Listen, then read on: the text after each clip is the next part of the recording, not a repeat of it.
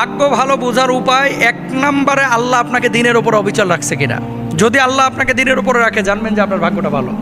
আর যদি আপনার উপরে, আপনি যদি ইসলামের উপরে না থাকতে পারেন, দিনের উপরে যদি না থাকতে পারেন, জানবেন আপনি কপাল পোড়া। এরপরে রাসূল সাল্লাল্লাহু আলাইহি ওয়াসাল্লাম বলেছেন, সৌভাগ্যবান মানুষের আলামত তিনটা। এক নম্বর, তার ভালো স্ত্রী আছে কিনা। দুই নম্বর, ভালো একটা বাহন আছে কিনা। তিন নম্বর, ভালো একটা বাসস্থান আছে কিনা। তাহলে দিনদার হওয়া, মুত্তাকি হওয়া, পরহেজগার হওয়া, এটা সৌভাগ্যের আলামত। মানুষের জীবনের সবচেয়ে বড় সম্পদ হচ্ছে তার দিন, ইসলাম। ইসলাম যারা পেয়েছে, পৃথিবীর সবচেয়ে মহামূল্যবান রত্ন, সম্পদ, ধনভাণ্ডার সে পেয়ে গেছে।